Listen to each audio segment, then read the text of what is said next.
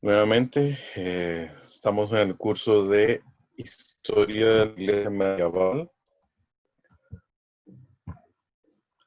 Vamos a avanzar a la lección número 4. Hoy estamos iniciando la lección número 4. Antes de entrar a ver otros nombres que son más tardíos, quise dedicar una sesión a algunos líderes de la Iglesia de la temprana Edad Media. ¿Cómo estamos de sonido? ¿Me escuchan bien? Sí, señor. Ok, se escucha Escucha bien. bien y al mismo tiempo creo que están viendo bien la presentación, ¿verdad? ¿Es así? Sí, Ok. También estás grabando, Lester. sí, señor. Ya está. Ok. Nada más para estar seguro que todo está en orden. Entonces, como les dije, estamos iniciando la lección número 4 de 8 lecciones que hablan sobre la historia de la iglesia medieval y esta en particular se llama Líderes de la Iglesia de Temprana Edad Media. Es decir, estamos ubicándonos en una serie de líderes que destacaron en los primeros 500 años de la Edad Media, según por mucho tiempo la ubicaron los historiadores, ¿verdad? Y que a esta etapa le llamaron temprana Edad Media.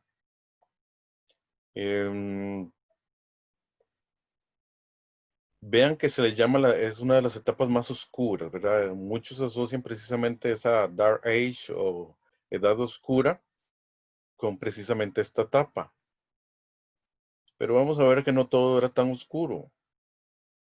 Al analizar algunos de estos líderes que hubieron, en particular vamos a estar hablando de una serie de figuras destacadas de la iglesia, especialmente bajo los regímenes de los bárbaros y luego de los carolingios, que en la etapa de los carolingios hubo un despertar, al menos momentáneo, de el estudio, ¿verdad? En medio de toda esa etapa de oscuridad.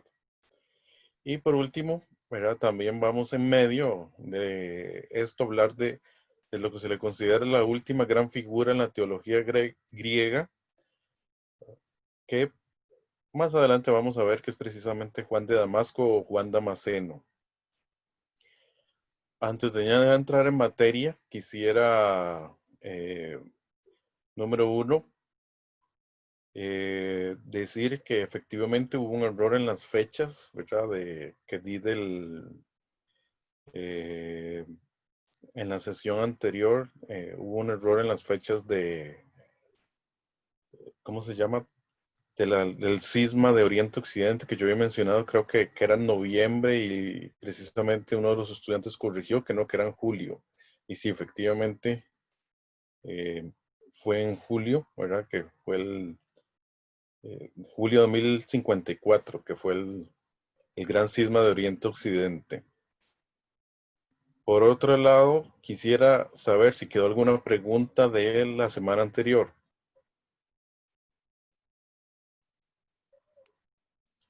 Si no entramos de una vez en materia, ¿verdad? Que es mucho lo que tenemos a veces que abarcar en una sesión y bueno, hay que aprovechar bien el tiempo, como dice la escritura. ¿Ok?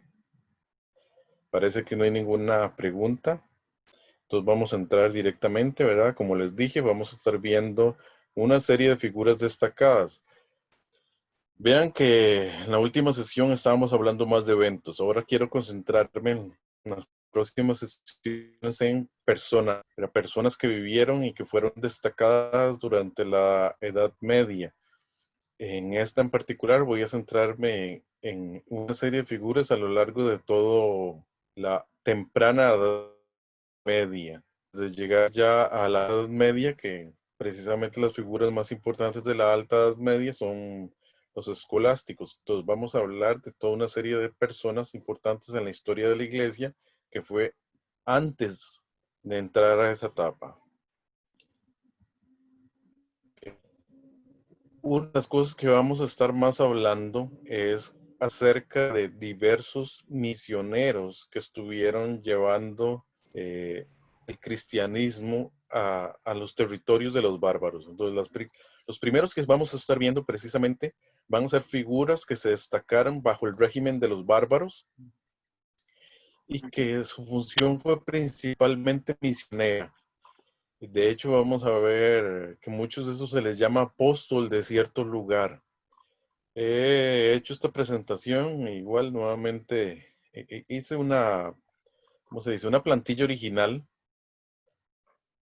Quise hacerlo como esas, como las cartas coleccionables o trading cards. Creo que se pronuncia así en inglés, trading cards. Si no, si alguno habla mejor inglés que yo, entonces me corrige y me dice cómo es que se dice. Entonces, básicamente quise hacerlos como cartas coleccionables, ¿verdad? Que básicamente tienen el nombre de la persona y del lado de atrás, ¿verdad? Hay datos de la persona. Vean más o menos el formato, ¿verdad? Quise poner una imagen de la persona del que vamos a hablar, su nombre en la parte de abajo. Pueden ver que puse las fechas. Y luego en la siguiente, que sería, digamos que si usted imprimiera esto, sería, una sería la cara de adelante y otra sería la cara de atrás. He puesto el nombre arriba, la ciudad al ladito, la ciudad donde ministró o de la cual es origen. Algunos datos importantes de la figura de la cual estamos hablando y en la parte de abajo, en forma de rollo, algunos de sus escritos más importantes. ¿Okay?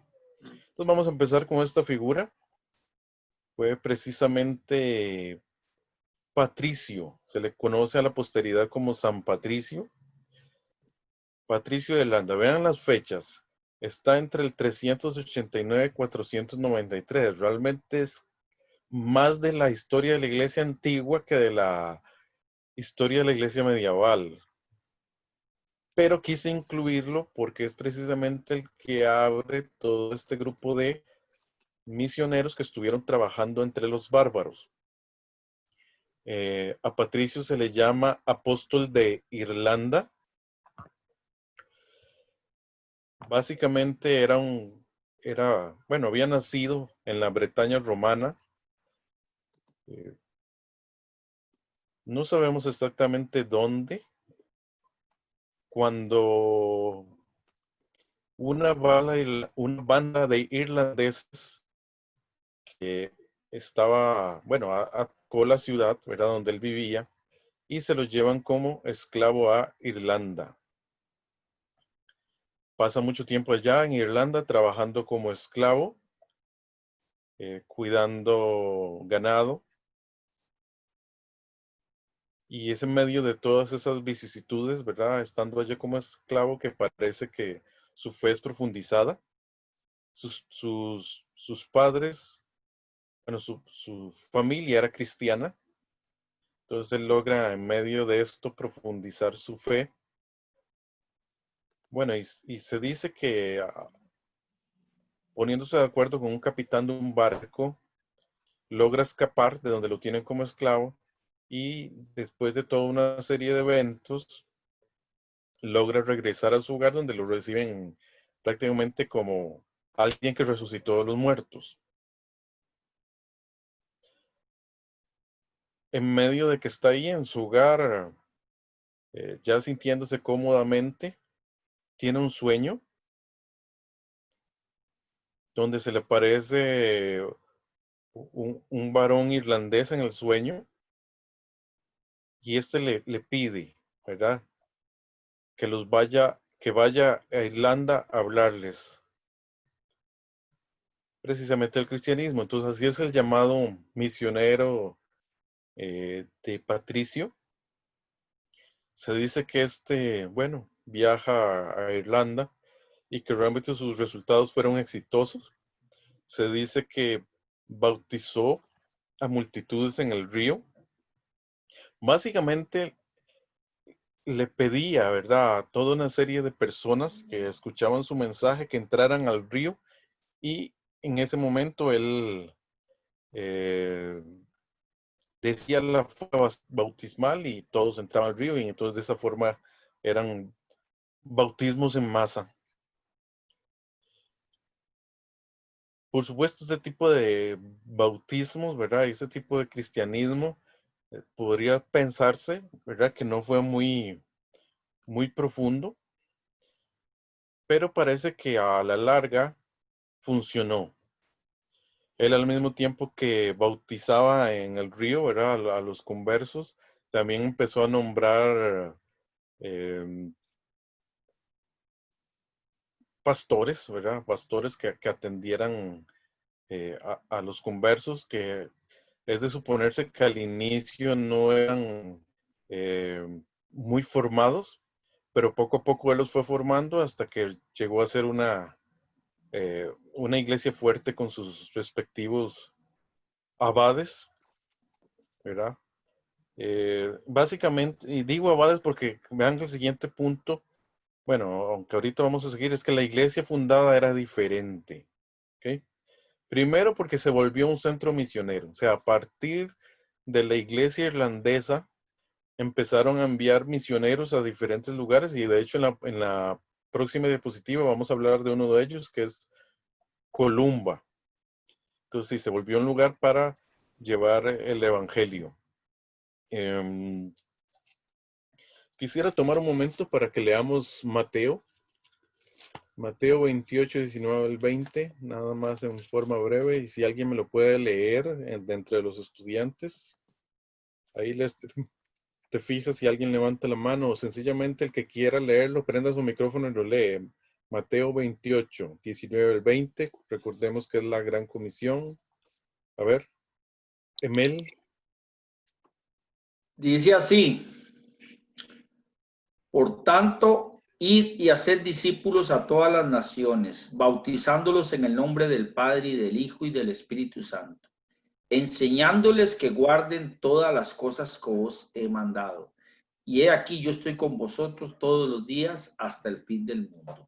Amén. Es muy importante que ya en este tiempo había misioneros, ¿verdad? Que tomaban en serio el papel de llevar el evangelio, que era parte de lo que había dejado Jesús entre sus ordenanzas. Y vean qué curioso, la mayoría de esta obra misionera fue por parte del monasticismo. Y es algo que vamos a ver. O sea, la mayoría de esta obra misionera fue por parte de monjes. De hecho, Justo González en uno de sus libros, creo que no en Historia del Cristianismo, sino en el libro de Historia de las Misiones, precisamente habla que el protestantismo perdió mucho cuando rechazó el monaquismo, porque realmente los monjes hacían una obra fuerte de evangelización y de profundización de la fe. Em, ¿Qué más digo de Patricio? Bueno, había fundado una iglesia que era diferente en el sentido de que en vez de establecer obispos, digamos, al modo romano, lo que había puesto a cargo era abades en los monasterios que había establecido ahí en medio de Irlanda. De hecho, las tonsuras de los clérigos eran diferentes, celebraban el día de la resurrección en fechas diferentes, etcétera. O sea, tenía toda una serie de diferentes con la forma en que lo hacían los romanos. Eh, lo que posteriormente en la historia hace que haya diferencias, ¿verdad? En los pueblos de la Gran Bretaña, cuando se topan precisamente con ya misioneros que traían el uso romano. Por último, vamos a decir, para ver, de Patricio, que es famoso porque utilizó un trébol para explicar la Trinidad. De hecho, el trébol es uno de los símbolos de la iglesia en Irlanda. Básicamente, él comparó la Trinidad con un trébol, diciendo que al mismo tiempo el trébol era una unidad, tenía tres hojas, ¿verdad? Donde comparó una hojita con el Padre, otra con el Hijo y otra con el Espíritu Santo. El escrito más conocido de Patricio es la Confesio, que es básicamente autobiografía, ¿verdad? Que él escribe de cómo avanzó, ¿verdad? El evangelio, bueno, su vida en Irlanda. Este sería el primer monje del que hablamos. ¿Hay una pregunta, Lester? Sí, dime. Bueno, más que todo, eh, para preguntar, Jaime, ¿qué se puede decir, digamos, de ese tipo de evangelización que había en esos tiempos? Era una evangelización o sea, digamos, era de Cristo o era más enfocado a la enseñanza de la Trinidad, era en contra de de los arrianos, que si Ajá. podrías hablar un poquito de esa Bueno, labor misionera que ajá. obviamente Patricio y el siguiente que vas a hablar ambos son, ¿verdad? Vean que estamos hablando de misioneros irlandeses, o sea, ellos sí eran trinitarios, no eran arrianos y estaban especialmente trabajando entre paganos. Entonces, sí, yo sí creo que es algún tipo de misionero. Quizás las estrategias eran diferentes, ¿verdad? Él se aprovechó un poco de cómo era el gobierno entre los celtas. Entonces, muchas veces se acercaba primero a los líderes, porque precisamente como los celtas tomaban decisiones comunitarias, él sabía que si el líder, ¿verdad? El líder del pueblo se hacía cristiano, se bautizaba automáticamente, todo el resto del pueblo se iba a bautizar porque las decisiones eran muy comunales. Fue parte de lo que aprovechó. De hecho, creo que en el movimiento misionero moderno pasa algo similar. O sea, muchas veces el jefe de una tribu en los pueblos no alcanzados se entrega a Cristo y automáticamente prácticamente toda la tribu también llega a ser cristiano. Se ve mucho, ¿verdad? Ese mismo fenómeno de pueblos enteros que se entregan, o etnias enteras que se entregan, dado que el jefe se entregó. Aquí en este caso más bien fue como el jefe del clan el que se entregaba, ¿verdad? Entre los celtas, que eran paganos, y automáticamente llegaban a ser cristianos. Parece que poco a poco iba profundizando esa fe, o sea, como todos sabemos, inclusive hoy en día yo creo que es así, el reto no es la extensión del cristianismo, el reto es la profundización, perdón, la profundización, sí, creo que lo dije bien, del cristianismo, pero no solamente es eh, ir y predicar el evangelio, como dice Marcos, es ir y hacer discípulos, y hacer discípulos implica profundizar la fe. Y creo que es un fenómeno que siempre se da, o sea, al inicio tal vez la persona no está muy segura de qué es hacerse cristiano, pero poco a poco va profundizando su fe. Entonces sí, yo sí creo que eran conversiones que quizás al principio eran superficiales, pero que poco a poco fueron profundizando. Y sí, era una fe trinitaria. Por la época, probablemente ya hay algunas desviaciones de fe, pero probablemente se mantuvo bastante de la ortodoxia, por decirlo de esa forma. Ok, Okay. vamos a seguir con el siguiente. Vamos con Columba de Iona. Ok. Este fue entre el 521 y 597. Precisamente es uno de los misioneros que crecieron en Irlanda, ¿verdad? Es parte de los frutos de Patricio, y a este se le llama el apóstol de los escoceses. Básicamente lo que dice la historia es que en el 563, junto con 12 discípulos, estableció un centro misionero en Iona. Parece que Iona era una isla pequeña, no sé, creo que lo que dicen los libros es que es como de 5 kilómetros por 2.5 kilómetros.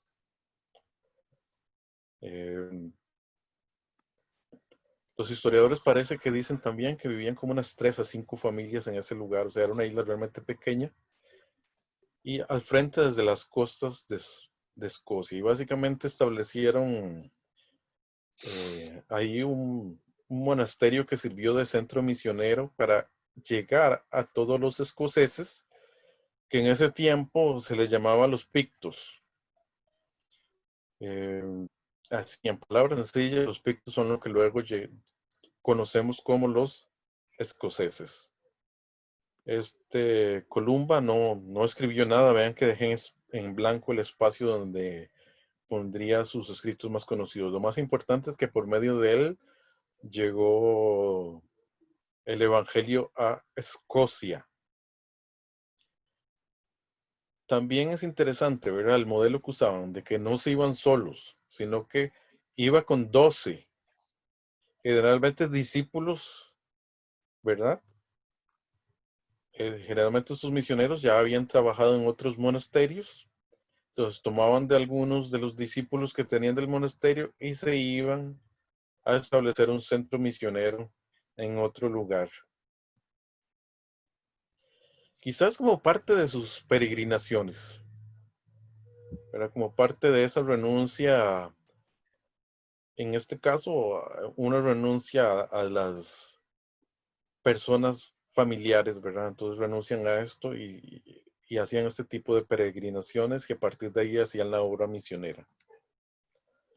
Vamos a continuar con el siguiente. El tiempo avanza. Quiero ver en esta noche 9 personas. Vamos a ver cómo nos va con el tiempo. El siguiente es Agustín de Canterbury, entre el 534 y el 604. Vean que los anteriores había sido precisamente el apóstol de Irlanda, luego el apóstol de Escocia, y en esta ocasión, ¿verdad? Con Agustín de Canterbury, es el apóstol de los ingleses. Es importante que fue enviado por Gregorio Magno, principalmente porque es la primera vez en la historia que vemos que un papa envía a un misionero a otro lugar. Dice la leyenda, no sabemos qué tanto de cierto tiene, que Gregorio estaba cerca de un mercado de esclavos cuando vio unos jóvenes rubios y preguntó, ¿de dónde son estos hombres? Entonces le respondieron, son de Anglia. Oh, de Anglia, parecen ángeles. Perdón, lo que les preguntó, ¿de dónde son? Entonces, él lo que les dijo, son anglos. Ok, ahí tal vez les suena un poco más. Son anglos. Oh, anglos, y parecen ángeles. ¿Y de dónde vienen? Pregunta Gregorio. Y le dicen, de Aira. Oh, pues fueron llevados de la ira a la gracia de Dios. Por último, Gregorio pregunta,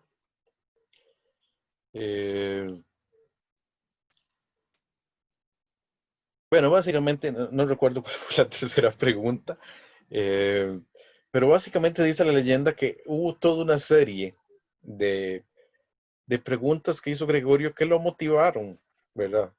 A querer llevar el mensaje a los pueblos anglos. Se dice que él mismo quiso llevar el evangelio a los anglos. Eh,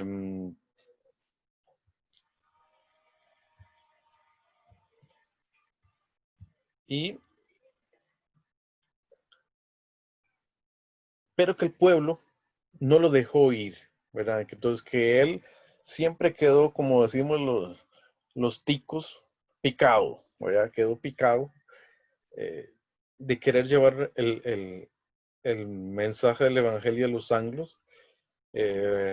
¿Cómo podemos decir? otra forma de decir picado, como decimos los ticos, para que me entiendan las personas que no son de Costa Rica, que luego ven el video, ¿verdad? Quedó con ese anhelo, ¿verdad? De querer llevar el evangelio, ¿verdad? A los bretones, ¿verdad? A los anglos. Entonces, Gregorio, ¿verdad? En algún momento le pide a su amigo Agustín, que también había sido compañero de él en el monasterio en que se había formado Gregorio, le pide que vaya a hablar a este lugar. Se dice que Agustín de Canterbury casi desiste del viaje al ver los peligros que hubieron. Y básicamente lo que dicen los historiadores es que si no hubiera sido por el poder persuasivo que tenía Gregorio, probablemente se hubieran devuelto, ¿verdad? Porque llegaron hasta cierto punto, tuvieron ciertas amenazas, él se devuelve, pero entonces Gregorio le vuelve a poner le piden una carta en una forma más firme que por favor siga adelante en el viaje. Entonces, parece que cuando llegaron ¿verdad? a la zona que luego sería conocido como Inglaterra, no tuvieron conversos. Pero cuando el rey Ethelberto, que era el rey de Kent, se convirtió, siguió toda una conversión en masa de todo el pueblo. Ahí precisamente se le nombra obispo de Canterbury, que precisamente es uno de los obispos que persisten hasta ahora en Inglaterra, ¿verdad? Persisten los obispos de Canterbury y posteriormente fue nombrado un obispo de York, ¿verdad? Según el sistema diocesano que tenían los romanos. Es importante porque en medio de la Gran Bretaña introdujo las costumbres y jerarquía romana en las iglesias. Recordemos que la forma de cristianismo que había introducido Patricio era un poco diferente. Entonces es por medio de Agustín de Canterbury que se introducen ya las costumbres, el sistema diocesano, por ejemplo, romano, en la iglesia. Okay, vean las fechas, vamos avanzando cronológicamente. Agustín es del 534 al 604. Vean que no hay que confundirlo con Agustín de Hipona, ¿verdad? Es Agustín de Canterbury. Es importante porque si usted no ha leído mucho de historia, puede confundir los dos nombres, ¿verdad? Estamos hablando de dos Agustines diferentes, ¿verdad? Uno que trabajó en África del Norte, en la ciudad de Hipona, ¿verdad? Que sería Agustín de Hipona, y este que se llama Agustín de Canterbury, que trabajó entre los ingleses. A veces es importante hacer estas aclaraciones porque hay nombres similares que pueden confundirnos. En cualquier momento, recuerden que pueden hacerme preguntas, las ponen en el chat y Lester me avisa. Vamos a continuar. Vamos a ver cómo nos va hoy con el tiempo. Simultáneamente, ¿verdad? Muy contemporáneo de Gregorio, está Isidoro de Sevilla. Por tanto, también contemporáneo de Agustín de Canterbury. Este trabajó entre el 560 al 636. Este fue nombrado arzobispo de Sevilla en el año 600. Antes había sido su hermano Leandro el que había sido arzobispo en esa ciudad en España. Isidoro lo más importante de Isidoro es que es un recopilador. O sea, él hace toda una serie de obras donde recopila. Y ya se empieza a ver un poco de ese espíritu recopilador de la Edad Media. Entonces se escribe principalmente dos obras, aunque ustedes pueden ver que en la parte de abajo puse tres, ¿verdad? Escribió Defensa de la Fe Católica contra los Judíos. Escribió Etimologías y Sentencias. Etimologías y Sentencias son precisamente los libros más conocidos de Isidoro de Sevilla. Básicamente, Etimologías es una enciclopedia del conocimiento de la época. habla de todo un poco. Medicina, agricultura, de las piedras, o sea, de toda una serie de cosas él escribió, que tal vez para nuestro tiempo actual puede sonar ridículo, pero era muy importante en esta etapa tan oscura. ¿Por qué? Porque preservó muchos de los conocimientos de la Edad Antigua para transmitirla durante la Edad Media. Por otra parte, está Sentencias, que es su escrito teológico más importante, que se puede decir que es el texto de teología occidental hasta el siglo II. Él, bueno, hace toda una serie, ¿verdad? Todo un resumen, ¿verdad? De la teología occidental y tal y como se conocía, tanto que hasta el siglo II, que es cuando aparecen los escolásticos, es el texto más importante de la teología en el occidente. También es importante porque presidió el Concilio de Toledo, que fue en el 633. Aparte de algunas cuestiones políticas, este concilio es importante, primero porque, bueno, nuevamente hace una defensa contra los arrianos. Eh, por ejemplo, menciona, vean que es un concilio local, no es un concilio ecuménico, ¿verdad? Esto es importante cuando hablamos, no es lo mismo hablar de los concilios ecuménicos, que se supone que fue a los que reunió toda la iglesia, a los concilios locales, donde se reunía a obispos de diferentes, pero no había una representación universal de la iglesia. Entonces, en este concilio fue en el 633, por ejemplo, eh, se pidió, o sea, más bien se decretó que los bautismos tenían que hacerse solo una vez en el agua, en el nombre del Padre, del Hijo y del Espíritu Santo, no 3 veces, ¿verdad? No era que los metían una vez en el nombre del Padre, otra vez en el nombre del Hijo y otra vez en el nombre del Espíritu Santo. ¿Por qué? Porque hasta cierta forma que lo hicieran de esa manera, podría hacer pensar que los arrianos tenían razón, ¿verdad? Y que realmente eran, decir que Padre, Hijo y Espíritu Santo eran personas diferentes. Entonces deciden que no, que se debe hacer una sola vez el bautismo. ¿Qué más? También, vean que él escribió un libro que se llama Defensa de la Fe Católica contra los Judíos. Entonces, parte de lo que trabajó también el Concilio de Toledo fue algunas cosas que estaban relacionados con los judíos. Definitivamente él presidió, al presidir el concilio, eh, muchas de sus ideas son las que se imponen, ¿verdad? En medio del concilio. Entonces, por ejemplo, prohíbe que los judíos que se han hecho cristianos vuelvan a ser judíos. Que si un judío está casado con una cristiana, hay que obligarlo a hacerse cristiano, y que si no quiere, entonces que los hijos quedan con la mamá que es cristiana. Y en el caso contrario, que fuera eh, más bien el padre el que es cristiano y la mamá judía, entonces viceversa, ¿verdad? Los hijos quedaban con el padre que era cristiano si la mujer no quería hacerse cristiana. Eh, También legisló un poco sobre el matrimonio de los obispos, eh, poniendo, bueno, por ejemplo, el castigo de que si un obispo estaba unido en una unión,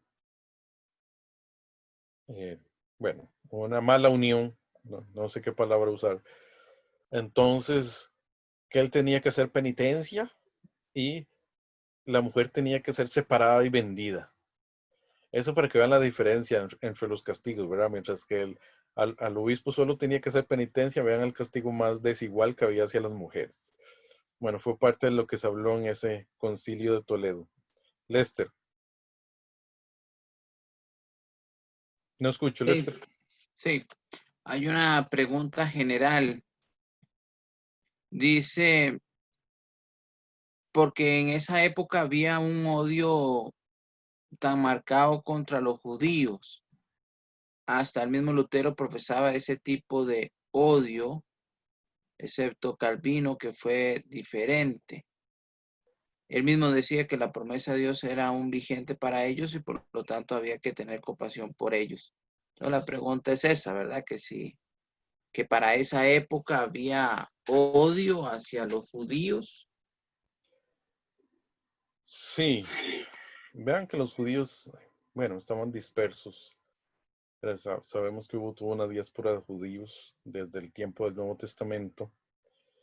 Eh, Básicamente era porque ellos habían rechazado al Mesías, ¿verdad? Porque ellos habían rechazado a Jesús, entonces se había acrecentado poco a poco ese odio, como dice, eh, creo que fue Aldi el que hizo la pregunta, Sí.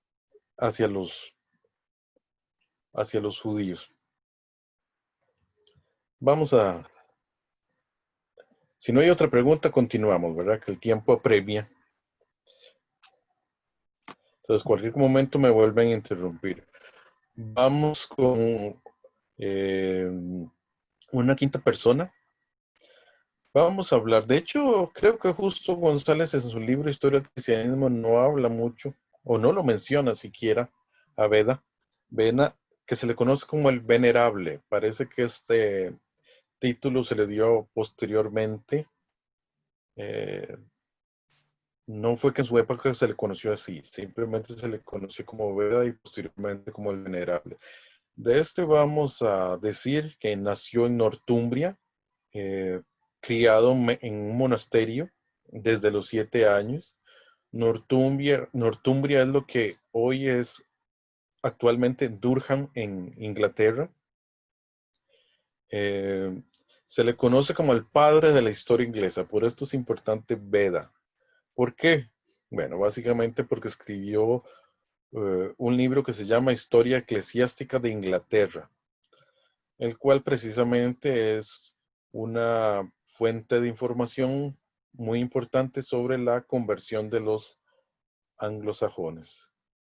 De Beda solo vamos a decir que fue un monje eh, que había estudiado en los monasterios donde vivió, que prácticamente estaban uno a la par del otro, y que básicamente no salió de ese lugar, ¿verdad? Simplemente se dedicó a estudiar y a escribir. Se dice que escribió más de 40 libros, pero el más importante y el porque se le conoce más es precisamente por Historia Eclesiástica de Inglaterra, que parece que bueno, que tuvo acceso a varias bibliotecas, a muchos libros y que también consultó, ¿verdad? Eh, a muchas personas, ¿verdad? Tanto en forma oral como en forma de libros para escribir este libro. Ok, vamos con el siguiente. Juan de Damasco. Aquí hacemos un corte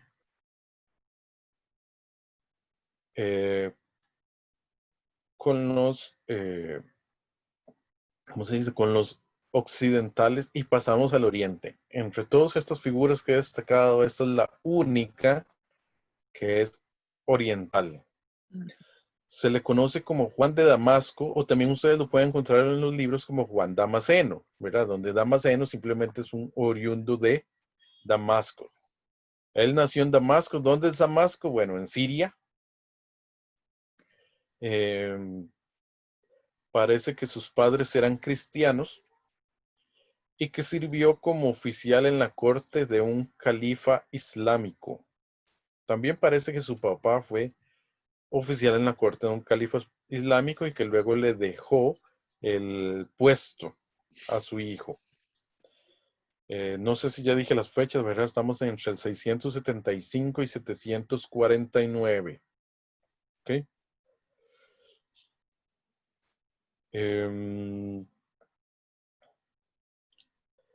Parece que su puesto estaba relacionado con representar a los cristianos frente a los califas, ¿verdad? O frente a los musulmanes. Me parece que este era el puesto que tenía. Y se dice que dejó el puesto, ¿verdad? Para dedicarse ese puesto importante para dedicarse al ministerio. Fue nombrado, se le conoce como Juan de Damasco porque nació en Damasco, pero fue nombrado obispo de Palestina. Eh, Él, bueno, básicamente apoyaba a los iconódulos. Es importante por esto, ¿verdad? Cuando hubo toda la controversia iconoclasta, él estaba de los lados de los iconódulos, es decir, de los veneradores de imágenes. Fue él precisamente parte de los que se defendieron en decir que ya Jesús era una imagen de Dios, ¿verdad? Del mismo Dios, fue parte de sus argumentos. Y algo que la verdad es bíblico, ¿verdad? Si vamos a Colosenses, si quieren, busquemos el pasaje. Vamos a Colosenses 1. Vamos a buscar en la escritura, Colosenses 1, 1:15. Precisamente el apóstol Pablo está escribiendo a los colosenses y está hablando de Jesucristo. Y sobre Jesús él dice, si alguien que me lo lea, aprovechemos y alguien que me lo lea. Colosenses 1:15.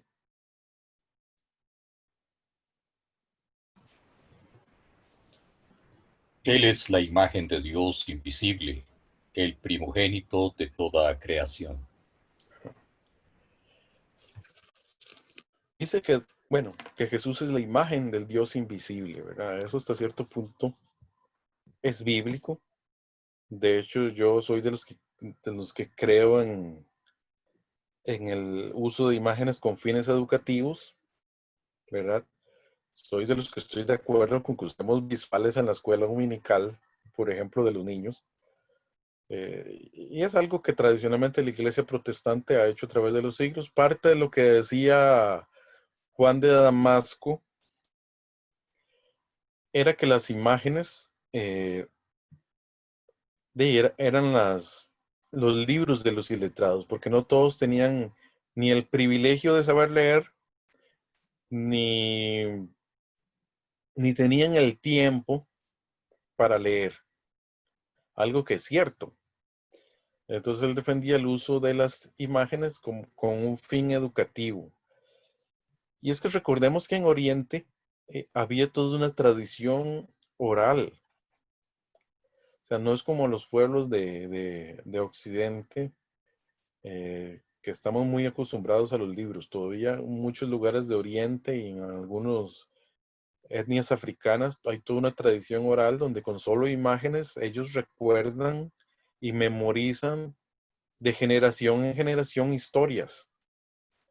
Entonces, muy probablemente lo que pasaba es que toda esa serie de imágenes que habían en las iglesias, entonces un padre entraba a la iglesia con sus hijos y empezaba a hablarle las historias que le habían relatado de los diferentes personajes bíblicos, de los diferentes mártires que les habían relatado sus padres anteriormente, ahora se los relataba a sus hijos, ¿verdad? Porque todo esto es parte de los pueblos que funcionan con oralidad.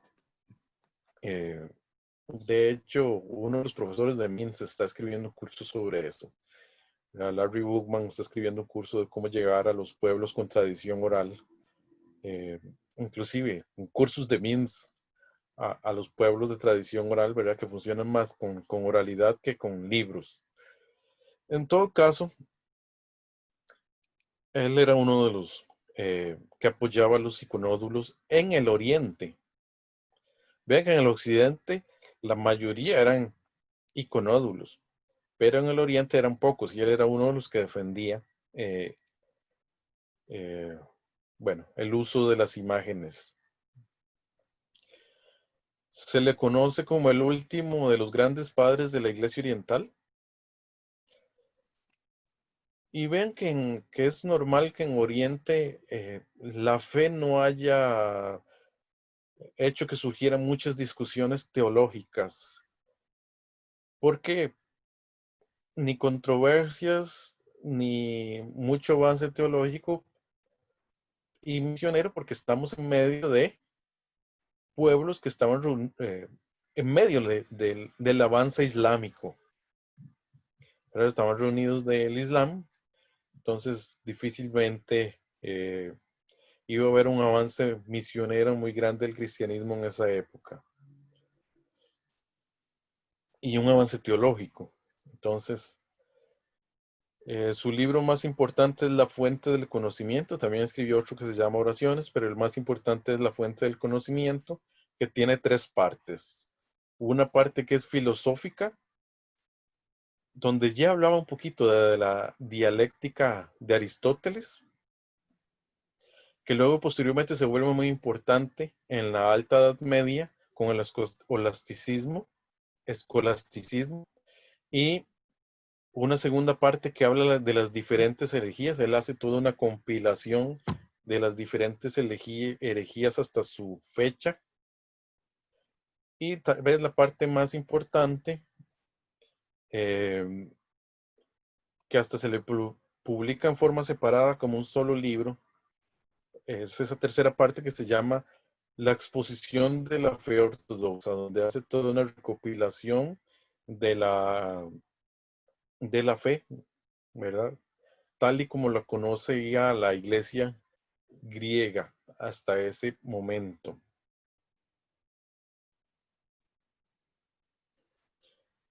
Bueno, vamos a continuar. De Juan de Damasco pasamos a Bonifacio Mártir. Es Bonifacio, ¿verdad? Se le conoce como Bonifacio. En la tradición se le llama Bonifacio Mártir un poco para diferenciarlo de uno de los papas más famosos que se llamó Bonifacio. Entonces, en este caso, no estamos hablando de un misionero de nombre Bonifacio que precisamente murió como mártir, ¿verdad? Eso es algo que vamos a hablar un poquito. Bueno, vivió entre el 680 y el 754. Sus lugares de servicio o de ministerio fueron principalmente ciudades en Holanda y Alemania. Su nombre real era Winfrid, que básicamente Winfrid, al igual que Bonifacio, significan el que hace el bien. Solo que Winfrid está más en idioma anglo y Bonifacio más en latín. Se le conoce como el apóstol a los germanos. Primeramente se dedicó a la conversión de los frisones, que sería lo que hoy conocemos como los Países Bajos o Holanda, y luego de los alemanes. Trabajó en diferentes ciudades, en Alemania, ¿verdad? Bueno, ahí están nombradas. Está esa que la voy a pronunciar S, aunque no sé realmente en alemán cómo se llama la ciudad. Bueno, también trabajó en Turingia y fue arzobispo de Maguncia. Por eso también muchas veces se le conoce como Bonifacio de Maguncia. Vean que Maguncia fue una de las ciudades que se estableció como diócesis en Alemania. Bueno, en este caso venía también nombrado por un papa y por eso, ¿verdad? También mantiene el sistema diocesano en el lugar donde trabajó. También es interesante que que una de las tradiciones sobre el origen del árbol de Navidad se relaciona con Bonifacio. Bueno, básicamente se dice que él estaba explicando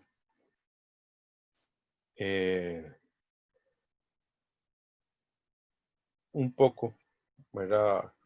Bueno, tratando con los naturales del lugar, cuando en eso entonces derribó un roble que era uno de los árboles adorados por los druidas y que a- se llevó toda la vegetación, excepto un abeto. Y que a partir de entonces, ¿verdad? Como sobrevivió ese abeto, fue parte de lo que luego, posteriormente, usaron como árbol de Navidad. Se dice que, bueno, luego la tradición dice que los niños adornaron el árbol con dulces. Y como les digo, es una de las tradiciones que están relacionadas con el árbol de Navidad, porque la otra está relacionada con Martín Lutero, que esto ya sería historia del siglo XVI, ¿verdad? O historia de la Reforma.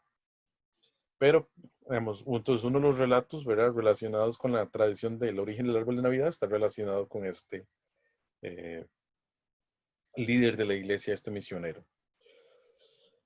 Teniendo 80 años de edad, eh, murió siendo víctima de un grupo de paganos. A lo que dice la historia es que él luego deja de ser el obispo de Maguncia, logra que uno de sus discípulos sea nombrado obispo de Maguncia y regresa a trabajar nuevamente a Frisia, que sería Holanda, y es ahí donde es atacado por un grupo de paganos y por esto se le llama mártir, ¿verdad? O Bonifacio mártir.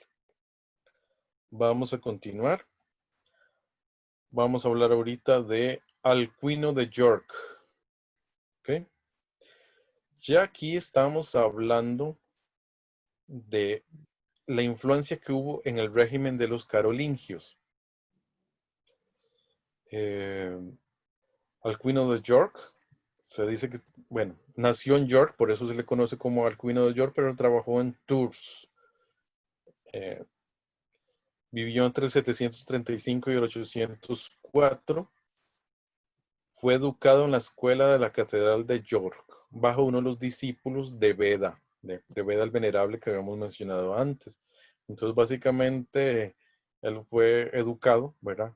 En medio de, bueno, eh, entre los británicos, ¿verdad? Que se habían vuelto centros de erudición, ¿verdad? Después de todo este trabajo que se hicieron, que se hizo entre los británicos, entre el trabajo realizado con Irlanda, con Patricio, con Columba y con Agustín de Canterbury. Entonces, la Gran Bretaña se había vuelto un centro de erudición en medio de toda esta época oscura.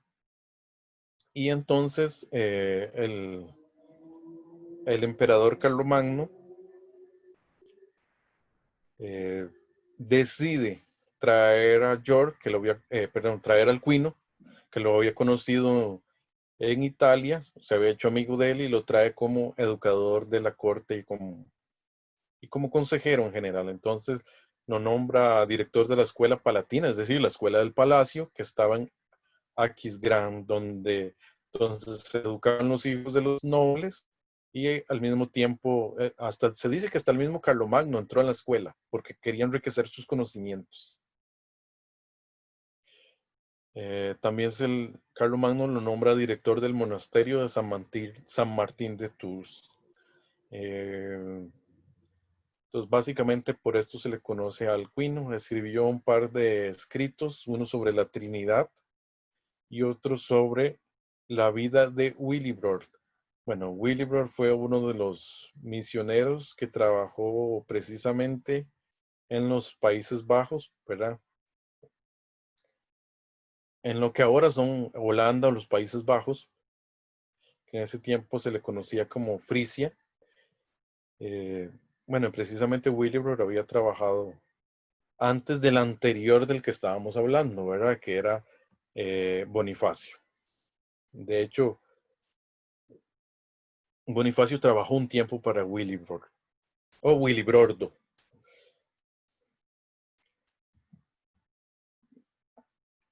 Para terminar, vamos a hablar de otro de los teólogos conocidos en el tiempo de Carlomagno o de los carolingios, que fue Juan Escoto Erígena. Básicamente Juan Escoto vivió entre el 810 y el 877. Se puede decir que fue uno de los precursores del escolasticismo. Es importante no confundirlo con otro de los escolásticos o con un escolástico que se llama Juan Duns Scoto. Vean que los nombres son similares. Juan Escoto Erígena y el otro se llama Juan Duns Scoto. Juan Duns Scoto es posterior, lo vamos a ver luego. Entonces es importante no confundirlo. Este trabajó principalmente en Francia, ¿verdad? Bajo Carlomagno nuevamente. Fue uno de los que nació en Irlanda, ¿verdad? Una de las personas que nació en Irlanda. Y que se había convertido, ¿verdad? Como les dije anteriormente, en un centro de erudición. Y nuevamente, mira, los carolingios, que en esa época entonces habían resurgido un interés por el estudio de las letras en medio de la Edad Oscura.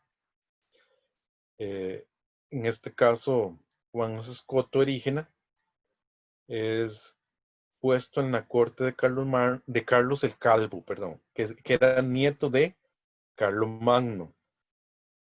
El hijo de Carlomagno fue Ludovico Pío y Ludovico Pío tuvo de hijo a Carlos el Calvo. Entonces, básicamente tuvo el mismo puesto que anteriormente había tenido Alcuino bajo Carlomagno, solo que esta vez es bajo Carlos el Calvo. Algo que se me pasó a mencionar es que precisamente tanto el nombre Escoto como el nombre Erígena significan irlandés. O sea, hasta cierto punto es una repetición del nombre. Debe ser que inicialmente se le conoció como Escoto, que era como se llamaban los irlandeses en esa época, y después se puso ese nombre Erígena, que también significa irlandés. O sea, son dos expresiones que significan irlandés. Eh, Quizás un poco para diferenciarlo luego con el que se llamó Juan Duns Escoto. Es importante de Juan Escoto Erígena, tradujo las obras del falso Dionisio el Areopagita. Este Dionisio se creía que había sido discípulo del apóstol Pablo. ¿Cómo está la conexión de internet? ¿Me siguen escuchando? Sí, señor. Ok. Entonces sí, se decía que este Dionisio el Areopagita era discípulo de Pablo y había toda una serie de obras atribuidas a él que son falsas, ¿verdad?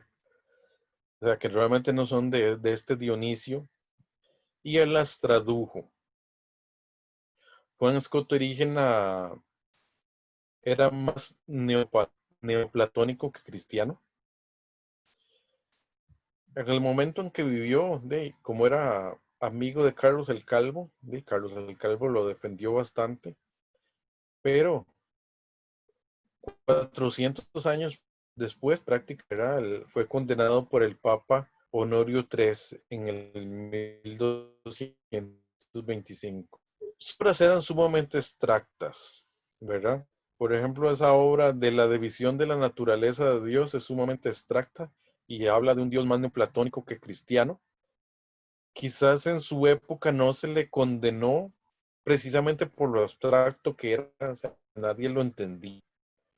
Pero posteriormente, sí, fue condenado esa obra que se llama de la división de la naturaleza por el Papa Honorio, ¿verdad? Como les dije, prácticamente 400 años después, precisamente por su neoplatonismo, también porque él decía que la iglesia tenía que estar sujeta a la razón y no al revés, la iglesia sujeta al Papa, ¿verdad? Eso era algo que dar. También porque él tenía perdón, él tenía la opinión de que, bueno, había escrito que la Eucaristía no era realmente una conversión de la naturaleza, ¿verdad? No era que el pan se convertía en vino, perdón, no era que el pan metía en el cuerpo de Cristo y el vino en la sangre de Cristo, ¿verdad? Como lo decía la doctrina de la transubstanciación, sino que simplemente era una cosa de conmemoración, ¿verdad? Eh, una cuestión simbólica. Algo que entonces se iban a oponer totalmente, ¿verdad? Posteriormente, los papas, ¿verdad? Que ya habían eh, trabajado a favor de la transubstanciación, ya estaban a favor de la transubstanciación.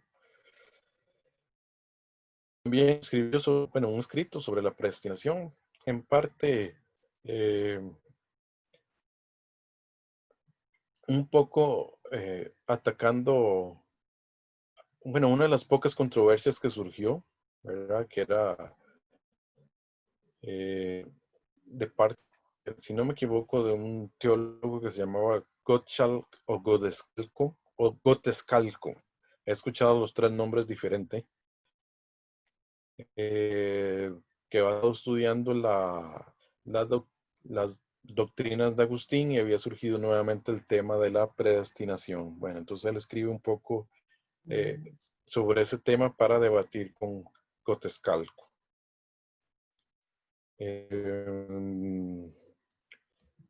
Bueno, y con eso el repaso, quise hacer un repaso primero de figuras de la temprana Edad Media, para que vean que sí hubo personas importantes en la temprana Edad Media. Eh, la Edad Media, tal vez los teólogos más conocidos son precisamente los escolásticos, que son de la Alta Edad Media, por eso se les llama a esa etapa Alta Edad Media, porque surgen los escolásticos.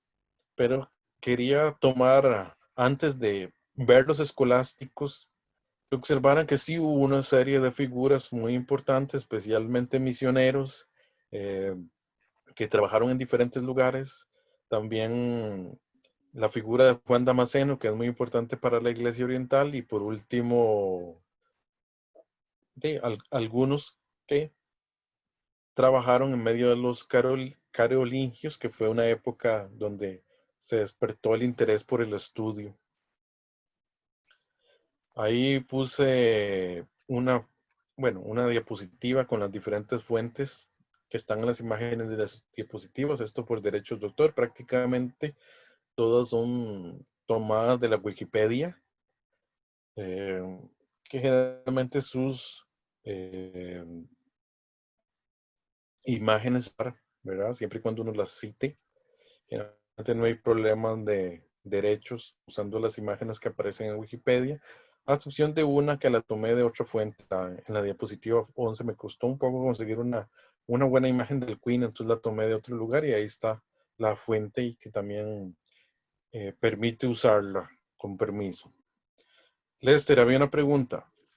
Sí, tal vez, Jaime, si pudiera hablarnos un poquito sobre el último teólogo que podríamos hablar de la etapa primera, podemos decir que fue Agustín, ¿cierto?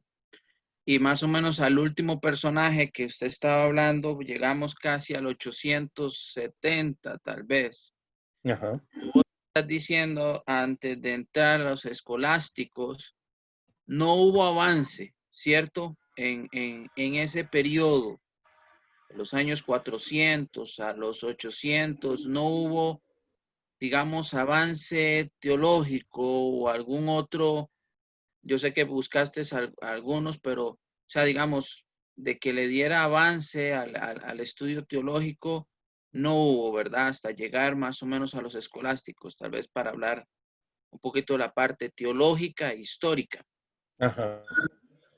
Sí, realmente como era una época, digamos, la temprana Edad Media se le considera esa etapa, ¿verdad? La etapa oscura. Se le identifica con esa frase, etapa oscura, Dark Age. Eh, entonces, no hubo mucho estudio, entonces no hubo mucho avance teológico. Este fue más misionero y que lo único que hubo fue en el periodo de los carolingios, ¿verdad? Un interés especialmente por parte de Carlomagno. Entonces, o sea, casi no hay registro de avances teológicos, se registran un par de controversias precisamente bajo, ¿cómo se llama? Bajo Carlomagno, ¿verdad? Que básicamente con dos personajes, ¿verdad? Que uno es Gottschalk, que ya lo mencioné, que también conocido como Gotestalco o Godestalco, ¿verdad? Que si no me equivoco era la relacionada con la predestinación. Si no estoy equivocado y es al revés. Ahí me tendrán que corregir si lo hice al revés. Y la otra es con la predestinación, que era eh, perdón, con la Eucaristía, que es con alguien, con un hombre que se llama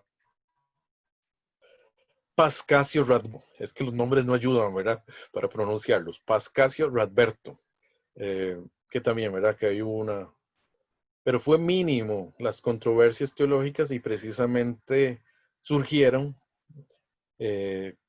ahí en medio del periodo de los ya no lo dije, bueno, bajo los Carlomagno y sus sucesores. Era Ujú. en ese momento. Yo nada más tengo una pregunta tal vez para ubicarme. Ya digamos, el concilio de Letrán, ¿cuál fue el primero en qué año? Para ir viendo un Ajá. poquito, por lo menos ese concilio y un poquito ya la desviación, un poquito más teológica de la Iglesia Católica, Sí, para irla ubicando. revisemos la cronología. De verdad no tengo la fecha aquí a mano. Lester, si yo pongo, digamos, que eso es una duda que tengo. Digamos, si yo me voy aquí, digamos, yo estoy viendo el explorador en mi computadora. ¿Ustedes siguen viendo la diapositiva o están viendo el explorador? Estamos viendo las, ¿cómo se llama? Las cosas biográficas. La bibliografía de la... Ajá, las referencias. Ah, bueno, entonces significa que yo sí puedo buscar tranquilamente en mi computadora, porque me pongo a buscar en el libro de Justo González a veces para buscar una fecha, pero es más fácil buscarlas en la computadora, ¿verdad? Entonces, si realmente no están viendo lo que yo estoy buscando, entonces prefiero entonces buscarla, ¿verdad? Porque lo que no quiero, digamos, como que se ve un poco feo la pantalla yo buscando cosas, ¿verdad? Pero si ustedes continúan viendo la diapositiva, entonces no tengo problema en buscar. Entonces, dame un No, minutito. De hecho, vimos el concilio de Letrán, ¿no? sí, pero ese era no sé si era el cuarto, Ok, entonces déjame revisar rápido. no me acuerdo. En uno de los libros que tengo en la computadora, entonces voy a buscar rápido cuándo fue el primer concilio de Letrán, si no, eh, aunque sabemos que no es la mejor la fuente académica, alguien puede fijarse en la Wikipedia. Para mí, Wikipedia es una obra de consulta para consultas rápidas. No lo vamos a considerar una fuente que sirva para cuestiones académicas, pero cuando usted necesita revisar una fecha rápido, por ejemplo, lo mejor es la Wikipedia. Hay que admitirlo, ¿verdad? Rápido uno pone concilio 1 de Letrán y le va a salir la fecha. Entonces, aquí está. Ya lo encontré yo, no lo busqué en Wikipedia, lo busqué en un libro. Okay. El concilio laterano primero o concilio de Letrán, recordemos que Letrán es una ciudad en Roma. Eh, bueno, lo que acabo de decir suena un poco extraño, porque ya Roma en sí misma es una ciudad. Es un distrito, digamos, lo que para nosotros sería como un distrito en Roma, sería Letrán. Sí, el concilio de Letrán fue en 1123, fue después del Gran Cisma, el primer concilio de Letrán, en el 1123. ¿Ok? Vean que es totalmente otra época. Ya. Ujú. ¿Ok? Ok, que esos serían lo que los conocen como, sería el primer concilio ecuménico medieval, ¿verdad? El concilio de Letrán. Los otros no son de la Edad Media, básicamente. Casi se les Ajá. conoce como los 7 concilios ecuménicos, ¿verdad? Son prácticamente de la Edad Antigua. El último, precisamente, bueno, los últimos sí, son los últimos 3 son en la Edad Media, pero casi nadie los conoce como concilios de la Edad Media, ¿verdad? Aunque sabemos que históricamente están en la Edad Media, ¿verdad? Que serían el concilio de Constantinopla, eh, sería el segundo concilio de Constantinopla, el tercer concilio de Constantinopla y el segundo concilio de Nicea, ¿verdad? Esos están dentro de la Edad Media, antes del concilio de Letrán, ¿verdad? Porque el, el segundo concilio de Constantinopla es en el 553. El tercer concilio de Constantinopla es entre el 680 y 681 y el segundo concilio de Nicea es en el 787. Eso lo vimos, me parece que inclusive está en una de las tablas del curso de Historia de la Iglesia Antigua, que yo, bueno, traslapé algunos temas, ¿verdad? Sí. Lo que, Jaime, mis preguntas van más que todo en el sentido, digamos, de como más o menos trazar digamos, hasta en qué momento podemos ver ya influencia teológica de que en una manera va desviando ya la iglesia. Digamos que si entramos a esa hora, a esa edad donde no hubo ni avance. Entonces prácticamente creo yo que se quedó con lo último, Agustín, ¿verdad? Había quedado con eso y no hubo más avance. Vos mencionaste a uno que era medio platónico, pero, ¿verdad? Pero que no influyó mucho en la iglesia. Eh, De hecho no, porque hasta los mismos católicos luego lo condenan, lo, ¿verdad? lo condenan, ¿verdad? Entonces, como que en esa etapa, ¿verdad? Sí, era oscura, pero podríamos decir que teológicamente todavía se había mantenido, Jaime, podríamos decir que teológicamente se había mantenido con confesiones y con un evangelio ahí, incluso las misiones que podían tenerse ahí, de ahí eran trinitarias, muy fiel a la Biblia. Es lo que Sí, quiero. ajá. Hay que diferenciar, ¿verdad? Entre el cristianismo popular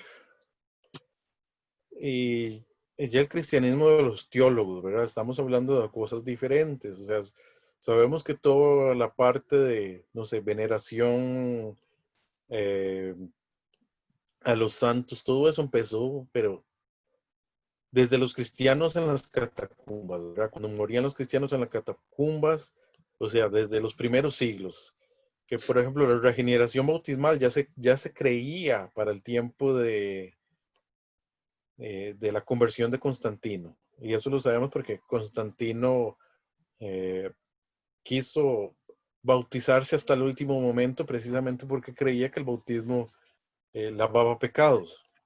Entonces, lo que hay que entender es que sí, había un cristianismo básico, ortodoxo, pero al mismo tiempo iban creciendo creencias populares que poco a poco fueron desviándose. Lo que hay que entender es que todo fue un proceso. Igual, ¿qué pasaba mucho en esa etapa oscura?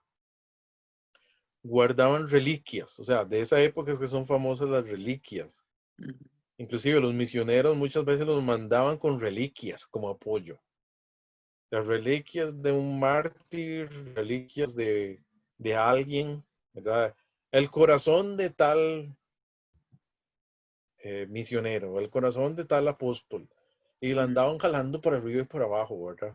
Y la llevaban a una ciudad y esa reliquia supuestamente protegía, ¿verdad? Ayudaba a que fuera protegido el, el pueblo. Entonces sí, vean que eso es algo más popular, ¿verdad? Algo que había surgido más en, en- en la teología popular, la teología de la gente, que en la teología escrita, ¿verdad? De los teólogos. Entonces, que siempre hay que entender eso, que simultáneamente o paralelamente a una teología académica, siempre hay una teología popular que va surgiendo, o sea, siempre. O Y eso práctica. pasó también después de la Reforma, o sea, vean en América Latina, surgió toda una teología popular al lado de la teología oficial, que luego, para no entrar en conflictos con el pueblo, la teología oficial no dice nada en contra de esa teología popular, es otra cosa, ¿verdad? Para no estar en contra del pueblo.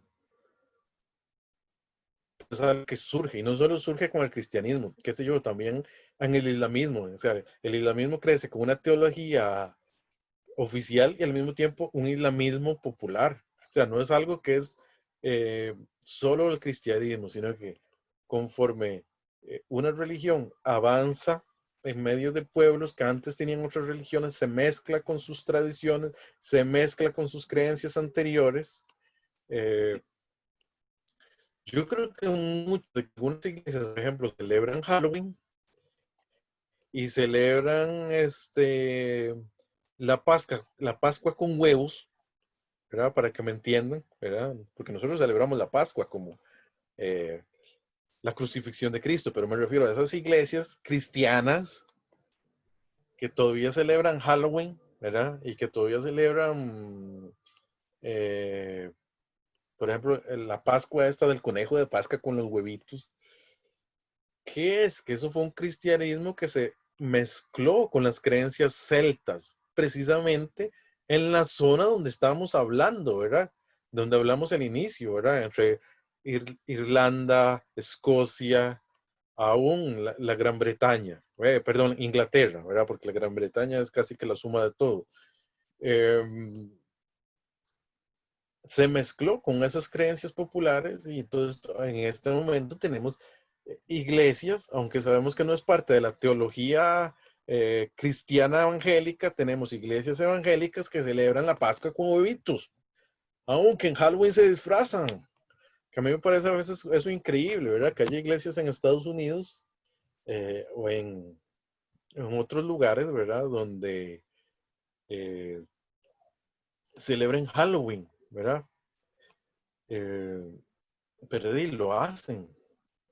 Por lo menos desde nuestra perspectiva latinoamericana, ¿verdad? Hay que entender que nosotros estamos analizándolo desde una perspectiva latinoamericana. Los latinoamericanos en algunas cosas somos bien rígidos. Nos parece súper extraño, pero es eso, porque siempre hay una teología popular que va creciendo al lado de la teología oficial. ¿Y qué es lo que pasa? Muchas veces se esgrimen argumentos para defender eso. Entonces usted sabe que, por ejemplo, las iglesias que celebran Halloween hacen toda una defensa de por qué lo celebran, o los que, no sé, o hacen asociaciones extrañas, ¿verdad? Como que es que el huevo de Pascua simboliza la tumba de Jesús, ¿verdad? Cuando sabemos que realmente son creencias que nada tienen que ver con el cristianismo y con la Pascua, por ejemplo, en este caso. Ok, Jaime. No, bien. Muchas gracias. No sé, hermano, si hay otra pregunta. Soy yo el que he estado muy preguntón hoy.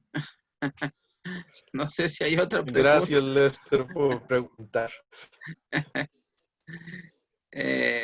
No sé si hay otra pregunta. Si no, vamos a dejarlo ahí, que yo creo que ya el tiempo ha avanzado bastante. Y si Sí. no, podemos dejarlo para la próxima semana. Eh, Está bien, me parece que no hay más preguntas. Muchas gracias, profesor Jaime. Me gusta también esa parte de estar viendo algunos personajes. Eso también nos pone no solamente en una línea del tiempo con eventos, sino también con personajes que hay que tener presente. Muchas gracias, profesor Jaime. bueno, Si no hay alguna pregunta más, bueno, seguiremos en la siguiente que el sesión. Señor Ok, los bendiga. Entonces ya los dejo con con Lester. Cualquier cosa, si hay alguna otra pregunta, la podemos responder la otra semana o Lester intenta responderla ahí en medio de la sesión donde revisan las preguntas y respuestas del libro No, de no Justo creo. González. De fijo, pasamos la pregunta la próxima semana. Sí, porque creo que ha avanzado bastante el tiempo. Entonces, Dios les bendiga. Nuevamente, es un placer estar aquí compartiendo con ustedes. Muchas gracias, profesor Jaime. Bendiciones. Igual, Dios lo bendiga.